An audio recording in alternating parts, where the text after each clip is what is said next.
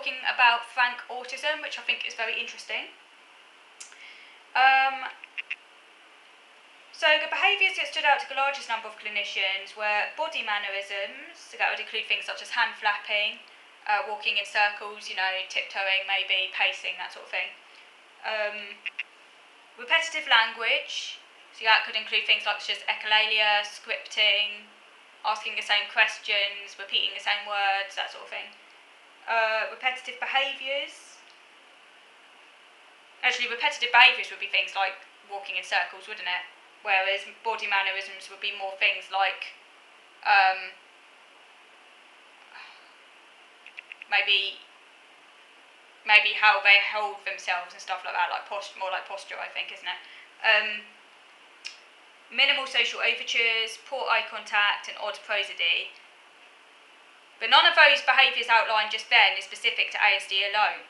So, as I've already mentioned, it's not the behaviour itself, it's the quality that makes it ASD. So many conditions exhibit poor eye contact. Depressed people often have poor eye contact. People who are socially phobic often have poor eye contact. Shy people. Some people just find eye contact difficult, you know what I mean? And they don't have anything wrong with them, in inverted commas, they just find eye contact difficult. But it's not the presence or absence of a behaviour that's important here, it's the quality which makes it ASD, and that's quality you can't really verbalise because it's a gut feeling. It's just a quality, you know what I mean? It's a quality. And I guess it's not just one behaviour either, it's how it comes together to create a whole picture of that person, which screams out autism, as different to, say, other conditions where those same behaviours might be, but the quality will be different. So yeah, something about quality of the poor eye contact, etc. that distinguishes ASD. But just as not all frank features of ASD are immediately apparent, not all features of ASD are frank.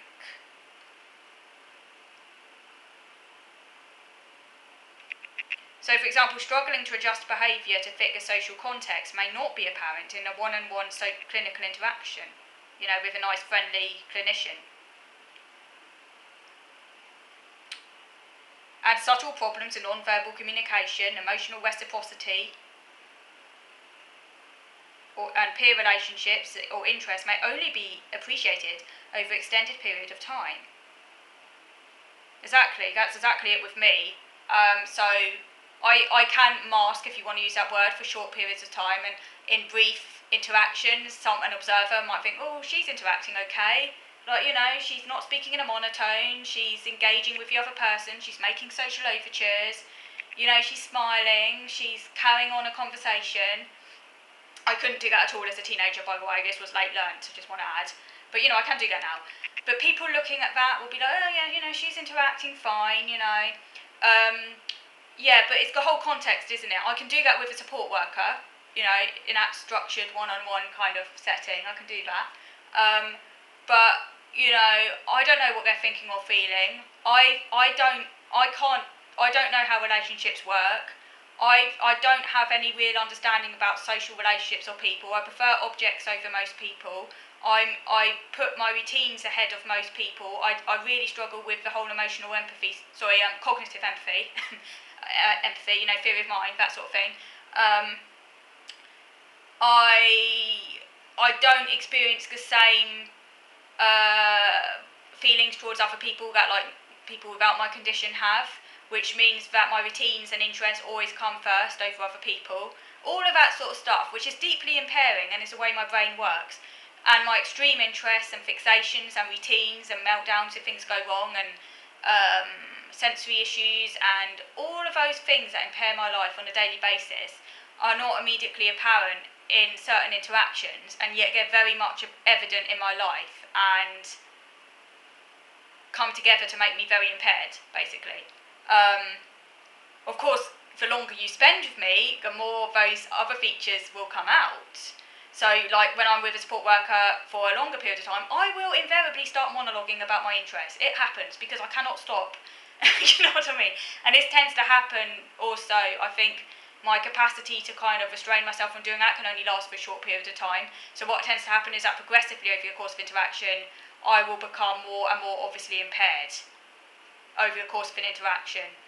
I would start to speak louder. I guess it's happened before. I've actually been told off for speaking too loud in a cafe, because my voice will get progressively louder, and I would just not be able to mask anymore. So I can only do it for short periods of time. But yeah, like what I'm saying is that I'm not frank, because like you can't tell straight away that I'm autistic. At least I don't think you can. Obviously I'd have to ask other people, because but I don't think I'm frank. Not like frank. Although that said, one time my dad once told someone I was autistic, and they did say that I never looked them in the eye and always looked down, so maybe I am more frank again, I think. But I don't think I'm kind of like frank, if you know what I mean. At least not to like people who don't know much about autism. Maybe people who know more about autism might see me as more frank because they're aware of autism, but like people who don't know much about autism, I don't know. But I don't know, because I'd have to ask people. That's what I mean. I don't know. You'd have to go and do a survey. You know what I mean? And some people are too polite, aren't they, to say either way. So,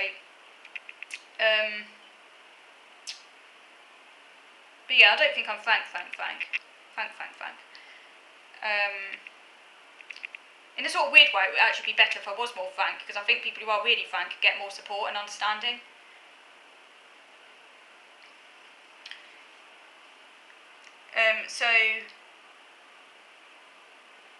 Yeah, it says here, which is really interesting by the way, that frank features exist at both ends of a social continuum or adaptive continuum. So for example, those with odd prosody can be socially motivated, affectionate and independent.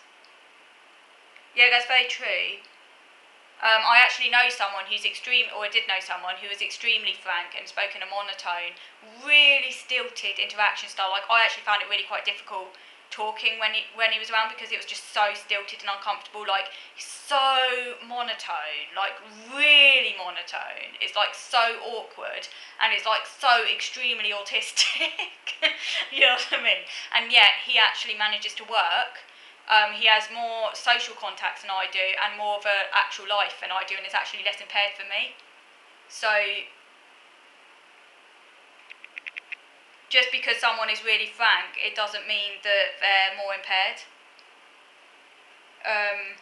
Although they might get more understanding and support, which is it shouldn't be that way. Like, it shouldn't rest on how obviously autistic you are as to how much understanding you get, but that's often the way it works, unfortunately.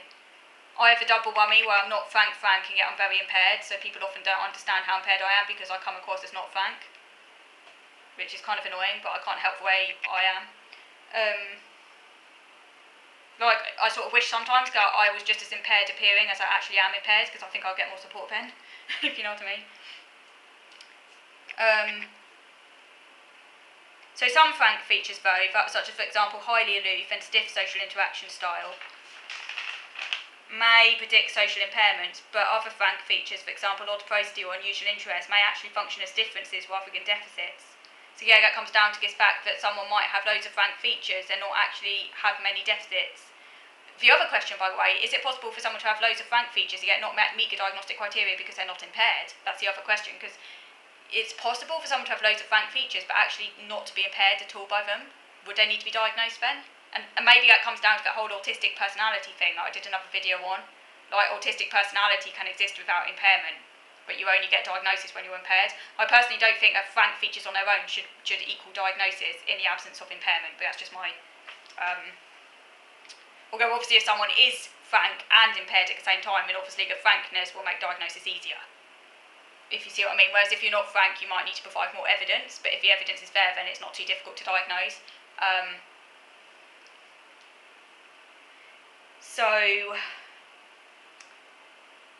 Yeah, and it also talks about other disorders where you can have a frank presentation, such as frank depression. So someone can be frankly depressed, but then there are other people who are depressed who aren't obvious, and you can't always tell. I think it's called smiling depression, where someone can be really depressed, sometimes even suicidal, by the way, and yet it's actually smiling. Again, it's no indication of the severity of depression, because someone could be really frank, but get depression be a lot milder, and then another person might be smiling and no one knows they're depressed, and then they commit suicide. It's a similar sort of thing. As it says here, this is describing behavioural qualities rather than simple presence absence. We've already talked about that.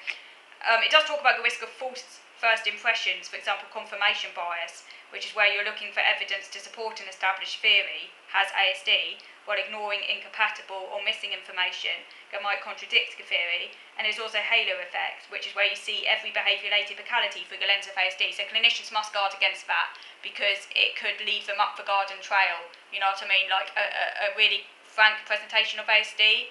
Well, it might look frank, but what if it isn't ASD? What if it's kind of a smokescreen? But again, it comes down to that quality, and a lot of them will say it's the feel of it that they just know. But I think a lot of it takes a lot of experience for a clinician to really know that. I think some clinicians do have that, just it's like a feel for it, like almost like a sixth sense. But I think they still should kind of make absolutely sure by collecting other evidence, just to make absolutely sure. I don't think they should just go by their gut instincts. I don't think that would be very good practice, and I hope they don't do that. So experienced clinicians, by the way, go beyond what is explicitly described in a DSM.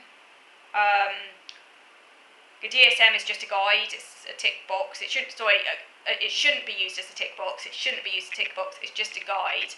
And apparently inexperienced clinicians will use the DSM more than experienced clinicians, and it's important for inexperienced clinicians to use the DSM because it helps them learn what is and isn't ASD. It's part of their learning experience, and if they use the DSM, inexperienced clinicians tend to make as accurate diagnoses as more experienced clinicians, but experienced clinicians tend to rely more on their clinical judgment than a DSM, and if anything, if they use the DSM, it can actually sometimes make them less accurate, which is interesting. So that implies that the more experienced a clinician is, it's better for them to rely upon their vast store of knowledge that they gathered over the years and their gut feel.